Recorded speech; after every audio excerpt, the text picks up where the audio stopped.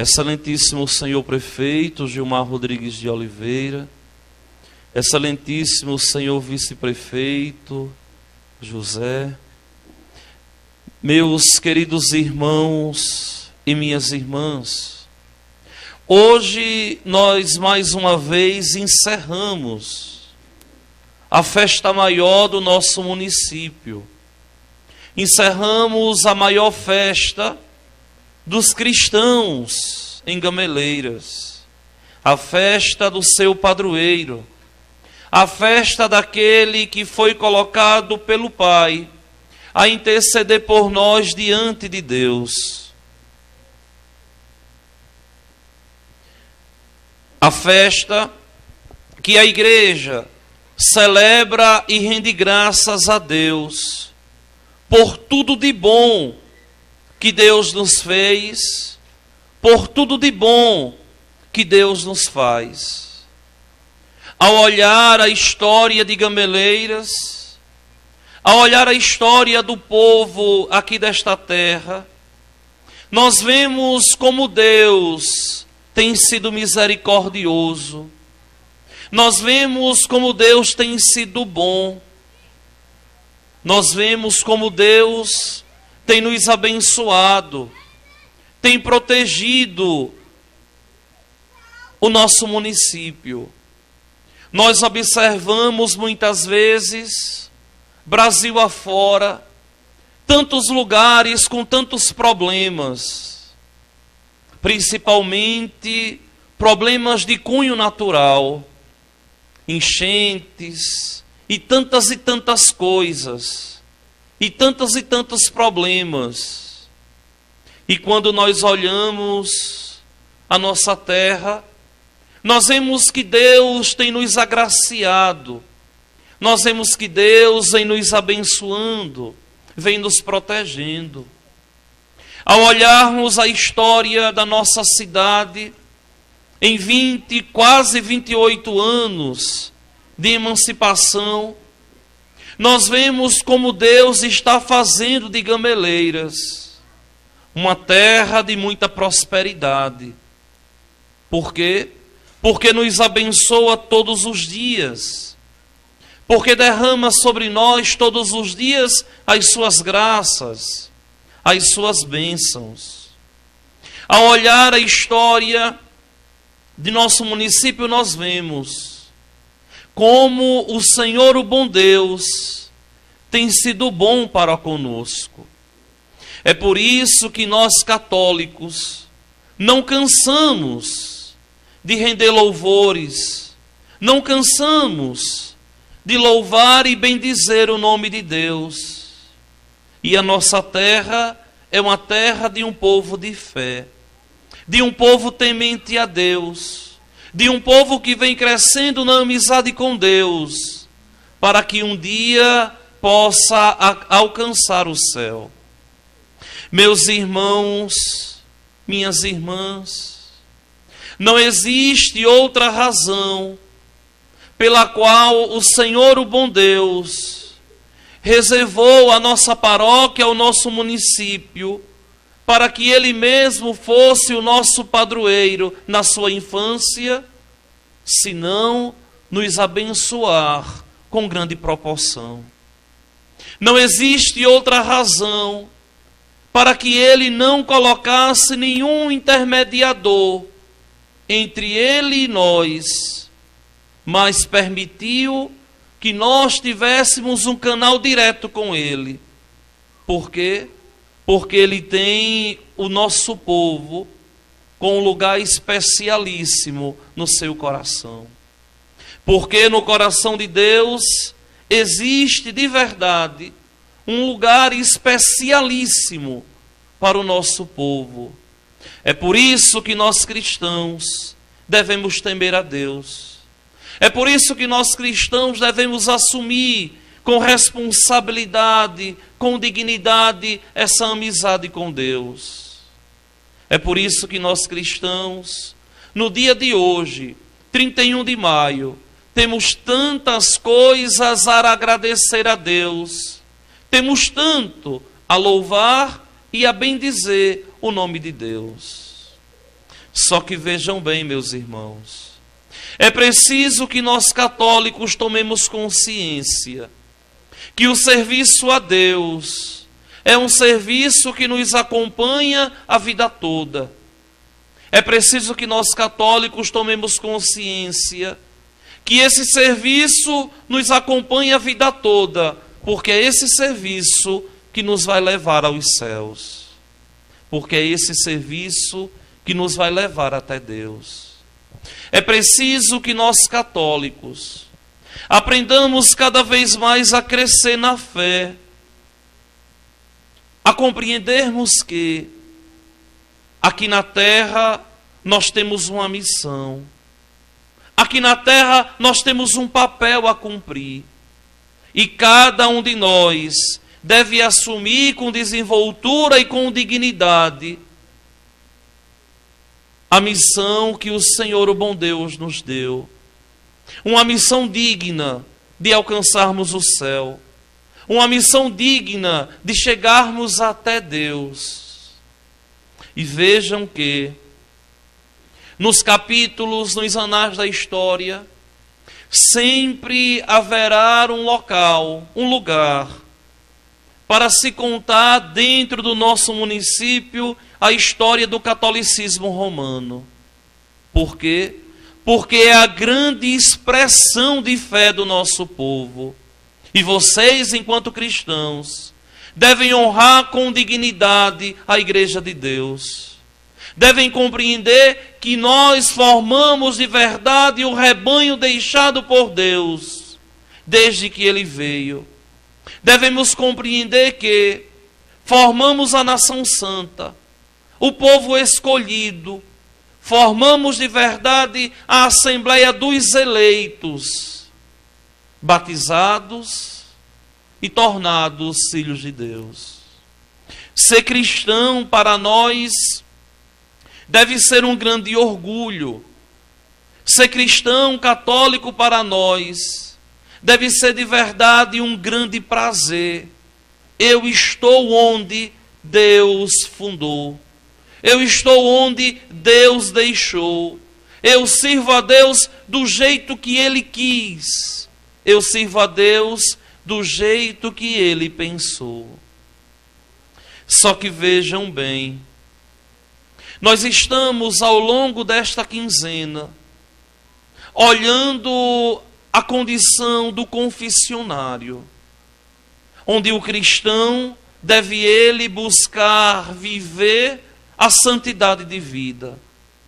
E não existe um meio mais eficaz para alcançarmos a santidade se não aprendermos a nos confessar. No dia de hoje, eu deixei como tema para o último dia o sigilo sacramental, que é de verdade o grande bem da confissão. O que é esse sigilo? É um segredo inviolável que o sacerdote não pode, sob hipótese alguma, quebrar esse sigilo. Se o sacerdote ele quebra esse sigilo, nem a Eucaristia ele pode celebrar, porque está automaticamente excomungado.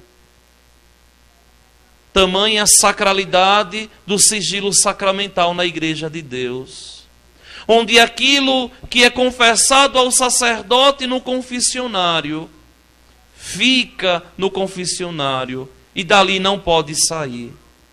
O sacerdote não pode revelar de modo algum aquilo que escutou no confessionário. Por quê? Porque aquilo ali é sacratíssimo. Porque aquilo ali é a relação do penitente Jesus Cristo.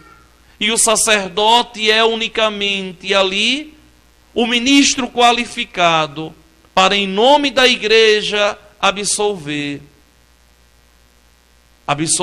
aquele pecado em nome de Deus. Tirar a interdição ou quem sabe também a excomunhão, para que a pessoa possa ela de verdade ressuscitar para Deus. Porque nós sabemos, e nós escutamos ao longo desses dias, que o sacramento da confissão é o grande canal de santidade, é o canal ordinário de santificação. E o confessionário nos joga para o altar. Para quê? Para que nós possamos nos deliciar e nos banquetear no altar da Eucaristia. É claro que é um sacramento muito desvalorizado muitas vezes pelas pessoas, que pensam que podem se confessar diretamente com Deus, mas esqueceu que o sacramento da confissão foi deixado por Deus. Mas esqueceu que o sacramento da confissão foi deixado por nosso Senhor. Eu achei engraçado, porque algumas pessoas acompanhando a catequese por esses dias, as homilias, acompanhando os temas, dizia assim: mas padre, olha, um dos temas que eu mais estava esperando para escutar foi como se confessar. E a solenidade chegou e o Senhor não pregou. Mas em poucas palavras, como é que a gente se confessa de um modo perfeito? Primeiro, é a gente dizendo a Deus aquilo que rompeu a amizade com Deus, contando o pecado que eu cometi. Se porventura eu esquecer, não tem problema. Por quê? Porque o pecado sério, como eu dizia a vocês por esses dias, ninguém esquece. Se porventura esquecer ou chegar na hora der aquele branco, não tem problema. O sacerdote, ele vai fazendo ali umas perguntas para ajudar você a lembrar. Não por curiosidade, mas para que a confissão ela seja plena, ela seja perfeita. Ajudando o penitente a estar com um coração contrito. Porque para a igreja é importante que a sacralidade do sacramento da penitência seja de verdade resgatada, para que nós possamos caminhar para o céu. Muitas vezes nós vemos pessoas que caminham até bem na igreja. Nós vemos pessoas que muitas vezes caminham até com muita fé na comunidade cristã, mas como que desvaloriza o sacramento da confissão, porque ainda não entendeu que foi um sacramento deixado por Deus, e que sob hipótese alguma o sacerdote vai recriminar alguém, ou vai brigar com alguém no confessionário. Não. No confessionário, o sacerdote é ali, Cristo misericordioso, que ama, que acolhe, mas que ajuda o penitente a voltar o caminho de Deus. Por isso, como missão prática nesse mês de junho, eu pediria a todos vocês, ministros do altar da Igreja de Deus, membros das pastorais, dos movimentos, que buscassem com carinho fazer uma boa confissão, para que nós possamos cada vez mais crescermos na amizade com Deus e chegarmos ao céu.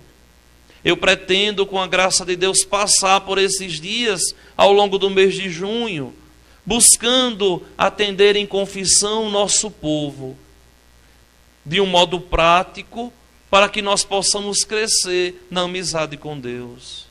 Não adianta a gente parecer que estamos em comunhão com Deus, se o nosso coração é um antro de perdição e de pecado. Se o nosso coração está de verdade longe, distante de Deus.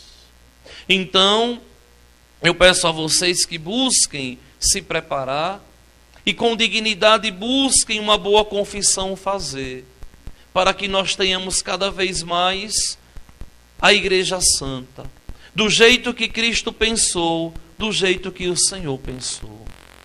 Por fim, eu queria dar uma palavra aos ministros da igreja, aos ministros da palavra, aos ministros extraordinários da comunhão eucarística.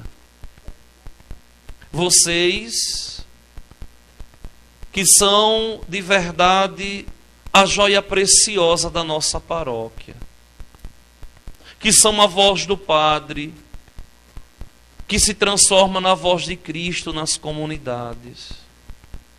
Vocês que de verdade emprestam a mão, tocando naquilo que a igreja tem de mais sagrado, que é a Eucaristia, para levar ao irmão. Tenham orgulho do chamamento de Deus. Se orgulhem, um orgulho santo, de terem sido escolhidos ministro de Deus. Eu costumo dizer assim, olha, o Senhor, o bom Deus, não chama os melhores, mas chama aqueles que Ele mais ama, porque não quer que se perca. Eu digo isso para vocês, ministros extraordinários da palavra e da Eucaristia, porque enxergo isso desse mesmo modo na minha própria vida. Quantos jovens tinham mais santos que eu na minha paróquia? E ele lá me chamou. Por quê? Porque simplesmente queria que eu ficasse perto dele para que eu pudesse me salvar. Assumam dignamente esse ministério, minha gente.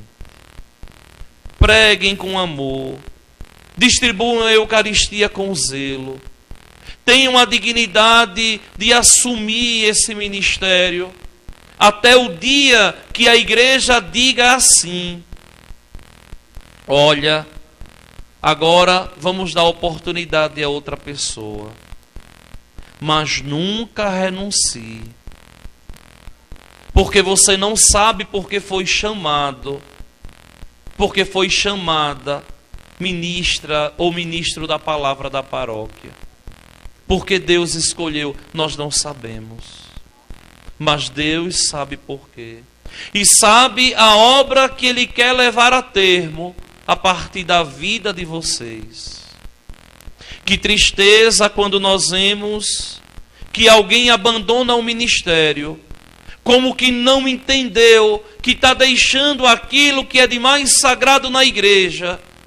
Que tristeza quando alguém renuncia, porque simplesmente não conseguiu compreender que foi o Senhor, o bom Deus, que chamou. Ser chamado para ser ministro extraordinário da palavra e da Eucaristia é chegar no último nível que um leigo pode chegar na igreja. Todo fiel católico deveria desejar dentro de si um dia chegar a ser ministro. Porque depois do ministro, agora só diácono e padre. Não existe mais nenhum degrau de serviço na comunidade cristã. Então, o Senhor, o bom Deus, se alegra com o sim de vocês. O Senhor, o bom Deus, confia a salvação dos fiéis das diversas comunidades a vocês. Seja no parlatório, anunciando o reino de Deus, seja no momento sacrificial da distribuição da Sagrada Eucaristia, para que o outro possa, de verdade, chegar ao céu. Eu louvo e bendigo a Deus pela vida de vocês. Agora, quero dirigir uma palavra também aos acólitos, às ancilas, aos coroinhas e às martinhas da paróquia. O Senhor, o bom Deus, quer que vocês cresçam na amizade com Ele. Que vocês possam assumir esse ministério. E com muita alegria compreenderem que vocês estão vivendo o momento mais importante da vida no altar de Deus. E Deus, aos pouquinhos, vai formando o coração, aos pouquinhos vai forjando o coração de vocês, para que vocês de verdade cresçam em santidade e amanhã possam construir uma sociedade mais justa e mais fraterna. Que Deus nosso Senhor possa abençoar vocês, proteger vocês e de verdade guardar vocês de todos os males, para que um dia vocês possam estar servindo na liturgia dos céus. Por fim, quero terminar a homilia de hoje dando uma palavra de incentivo a todas as pessoas que trabalham com dignidade pelo reino de Deus em nossa paróquia. Coragem, avante. Estamos construindo aquilo que foi causa do sangue derramado de Jesus no madeiro da cruz. A sua igreja, a sua esposa. Não estamos aqui porque nós queremos, mas estamos aqui porque o Senhor, o bom Deus, nos congregou, para que aqui pudesse ser a imagem do céu. Vocês não sabem como é bonito a gente olhar daqui e contemplar tantas pessoas consagradas que buscam todos os dias servirem a Deus. E muito mais para mim, conhecedor da Santa Liturgia, ao contemplar vocês, eu imagino que um dia eu também estarei aí, e nós estaremos todos diante de Deus nos céus, louvando e bendizendo a Deus e fazendo festa por cada pecador que se converta, para que possa se juntar a gente, para que lá nós possamos ser felizes por toda a eternidade, até o dia em que Ele refaça e faça acontecer novos céus e novas terras. Louvado seja nosso Senhor Jesus Cristo.